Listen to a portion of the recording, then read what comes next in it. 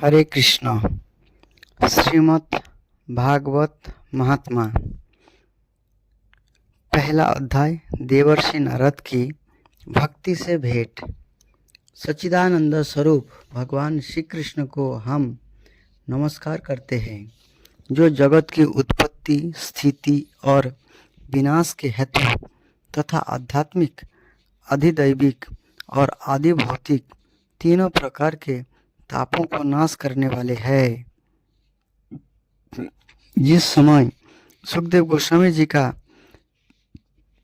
यज्ञोपवीत संस्कार भी नहीं हुआ था तथा लौकिक वैदिक कर्म के अनुष्ठान का अवसर भी नहीं आया था, तभी उन्हें अकेले ही संन्यास लेने के लिए घर से जाते देखकर उनके पिता श्री व्यासदेव जी विरह से कातर होकर पुकारने लगे, बेटा बेटा, तुम कहाँ जा रहे हो? उस समय वृक्ष ने तन्मय होने के कारण श्री सुखदेव गोस्वामी जी की ओर से उत्तर दिया था। ऐसे सर्वभूत हृदय स्वरूप श्री सुखदेव गोस्वामी को मैं नमस्कार करता हूँ। एक बार भगवत कथामृत का रसास्वादन करने में कुशल मुनिवर शौनक जी ने नैमिषारण्य क्षेत्र में विराजमान महामती सूत जी को नमस्कार करके उनसे पूछा। शौनक जी बोले, सूत जी, आपका ज्ञान अज्ञान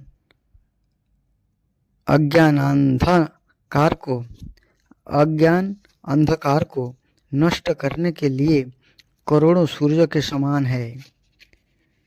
सूत जी का जो ज्ञान है,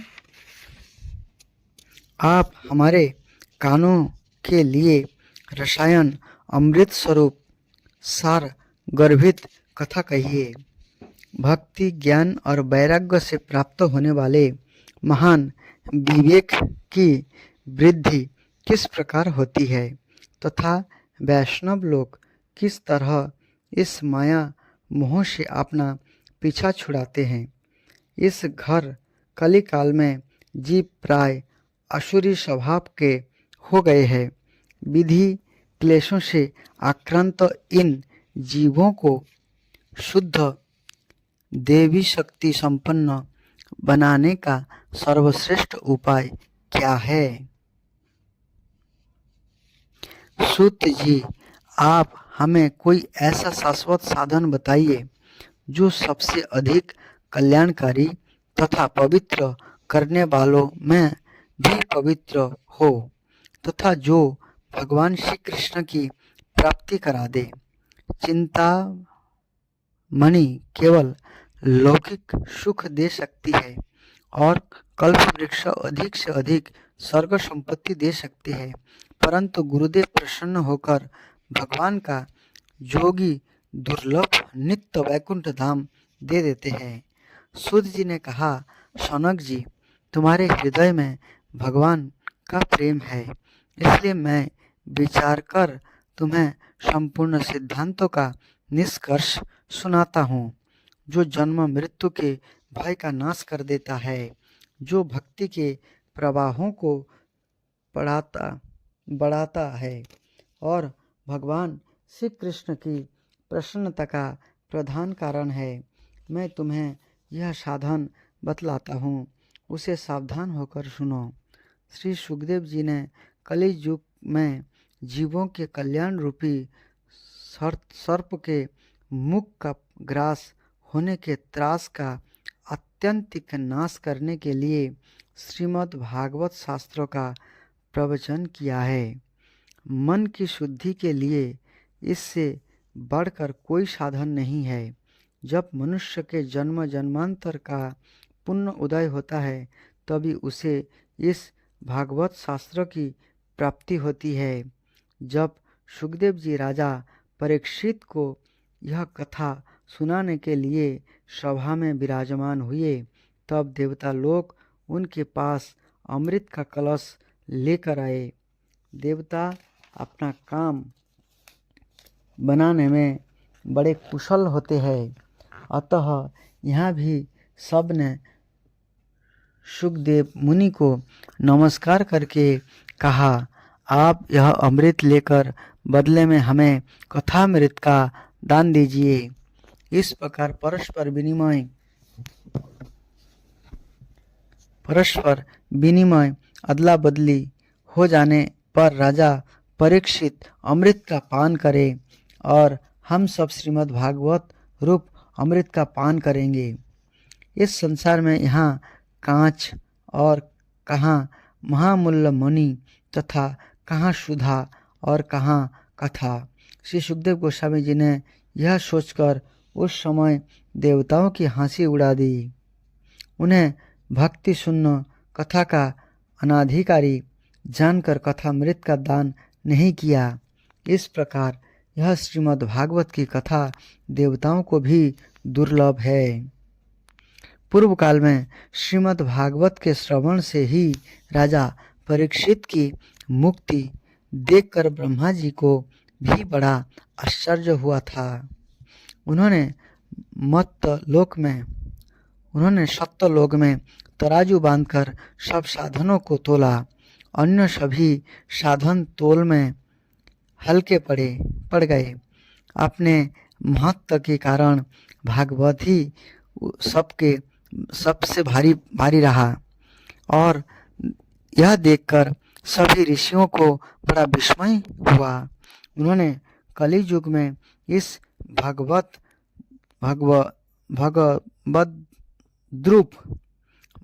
शास्त्रों को ही पढ़ने सुनने से तत्काल मोक्ष देने वाला निश्चय किया। सप्ताह विधि से श्रवण करने पर यह निश्चय भक्ति प्रदान करती है। पूर्व काल में इसे दयापरायण शनक आदि ने देवर्षि नारद को सुनाया था। यद्यपि देवर्षि ने पहले ब्रह्मा जी के मुख से इसे श्रवण कर लिया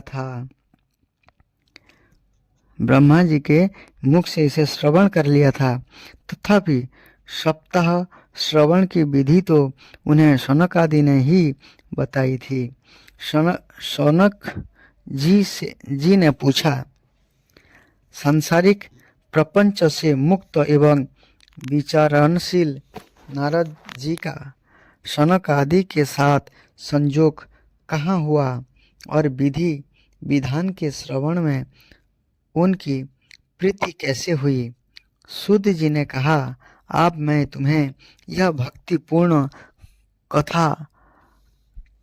कथानक सुनाता हूँ जो श्री सुखदेव गोस्वामी जी ने मुझे अपना अनन्य शिष्य जानकर एकांत में सुनाया था।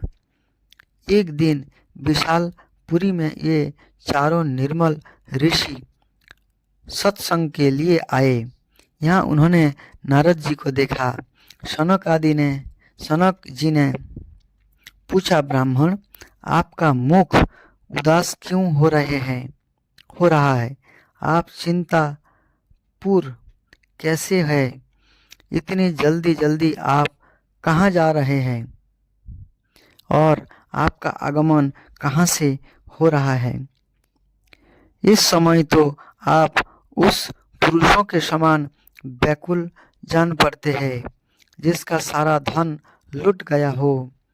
आप जैसे आसक्ति रहित पुरुषों के लिए यह उचित नहीं है। इसका कारण बताइए।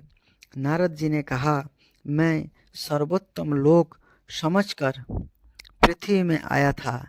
यहाँ पुष्कर, प्रयाग, काशी, गोदावरी अर्थात नासिक में जो है, हरिद्वार, कुरुक्षेत्र, श्रीरंग और सेतुबद्ध आदि कई तीर्थों में मैं इधर उधर विचरता रहा, किंतु मुझे कहीं भी मन को संतोष देने वाली शांति नहीं मिली। इस समय अधर्म के सहायक कलि युग ने सारी पृथ्वी को पीड़ित कर रखा है। कलि युग सारी पृथ्वी को पीड़ित कर रखा है।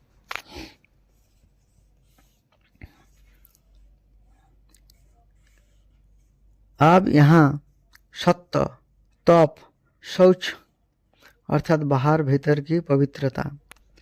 दया, दान आदि कुछ भी नहीं है।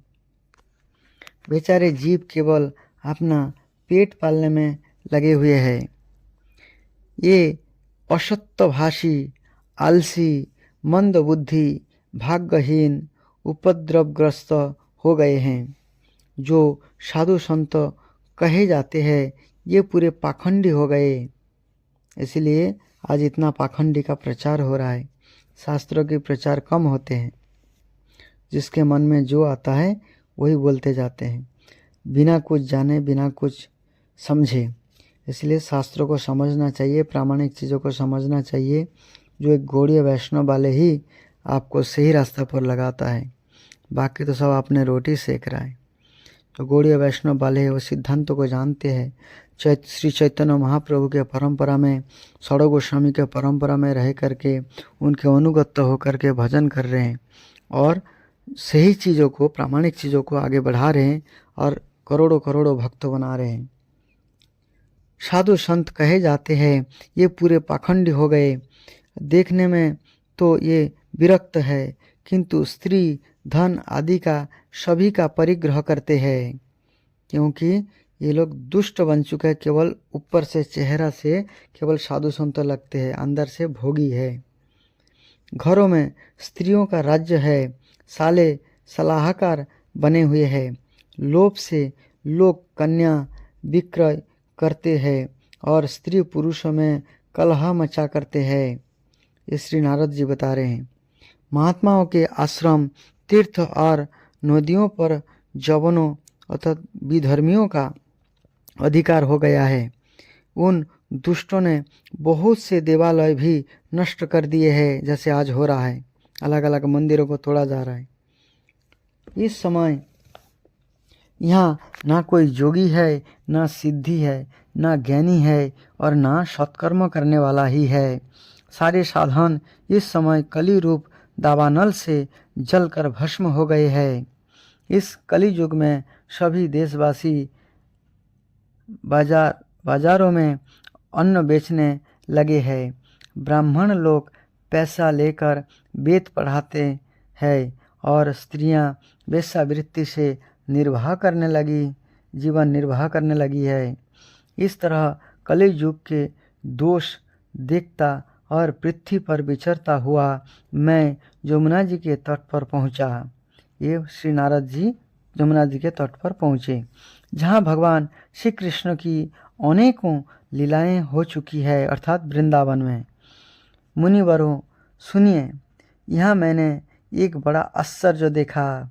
यहाँ एक युवती स्त्री खिन्न मन से बैठी थी। उनके पास दो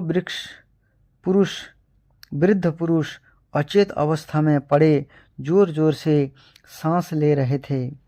यह तरुणी उनकी सेवा करती हुई कभी उन्हें चेत कराने का प्रयत्न करती और कभी उनके आगे रोने लगती थी। यह अपने शरीर के रक्षक परमात्मा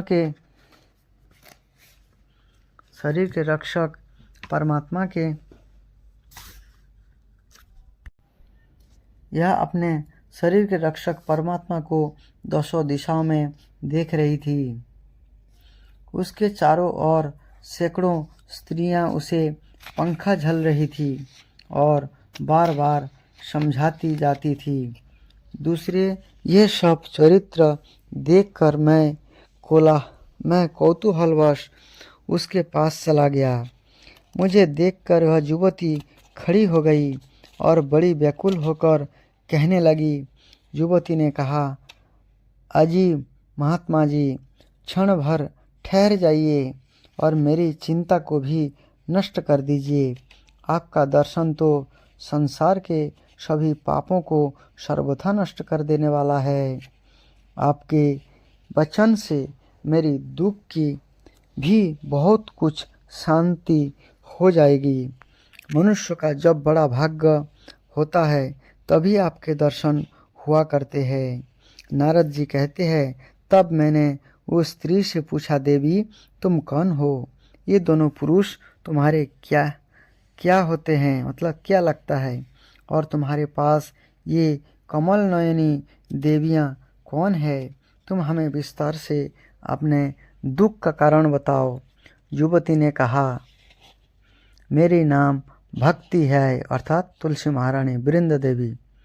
ये ज्ञान और बैराग नामक मेरे 2 पुत्र हैं जो 2 बूढ़े थे। समय के फेर से ही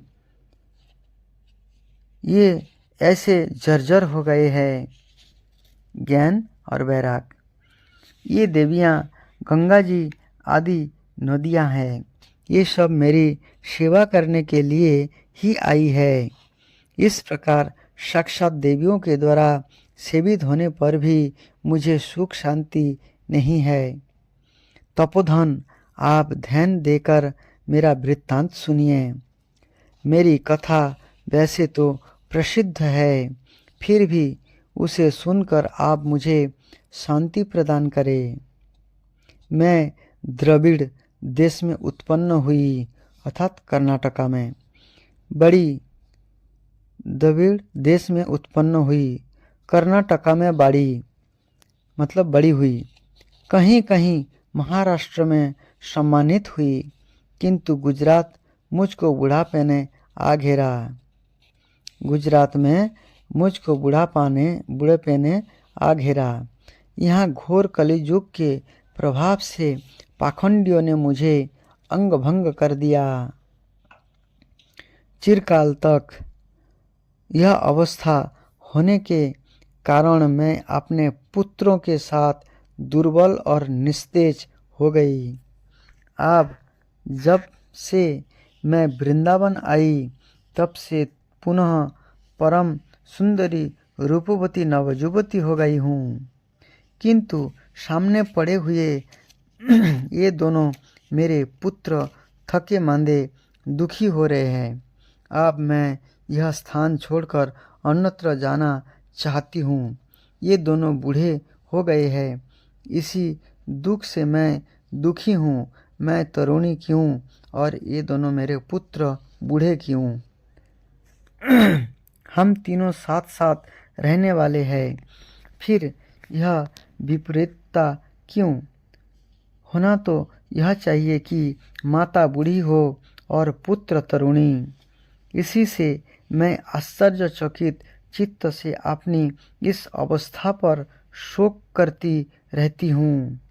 आप परम बुद्धिमान एवं योग निधि है, इसका क्या कारण हो सकता है, बताइए। नारद जी ने कहा, साध्वी, मैं अपने हृदय में ज्ञान दृष्टि से तुम्हारे संपूर्ण दुख का कारण देखता हूँ। तुम्हें विषाद नहीं करना चाहिए। श्री हरि तुम्हारा कल्याण करेंगे। शुद्ध जी कहते हैं, मुनिवर, नारद जी ने एक क्षण में ही अपना कारण जानकर कहा। नारद जी ने कहा, देवी, सावधान होकर सुनो। ये दारुण कलियुग है। इसी से इस समय सदाचार, योग मार्ग और तप आदि सभी लुप्त हो गए हैं। लोग शठता और दुष्कर्म में लगकर अघासुर बन रहे हैं। संसार में जहाँ देखो वहीं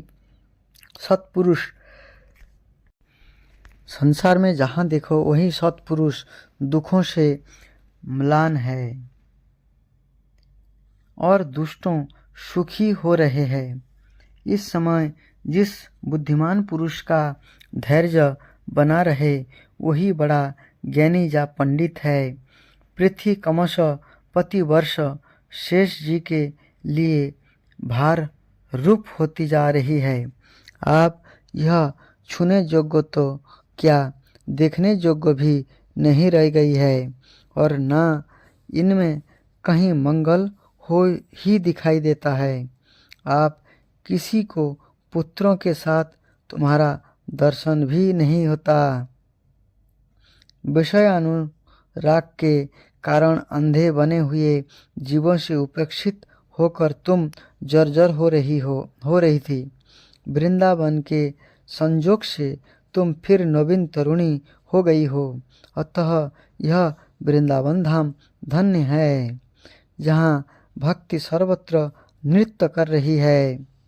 परंतु तुम्हारे इन दोनों पुत्र का यहाँ कोई ग्राहक नहीं है, इसलिए इनका बुढ़ापा ही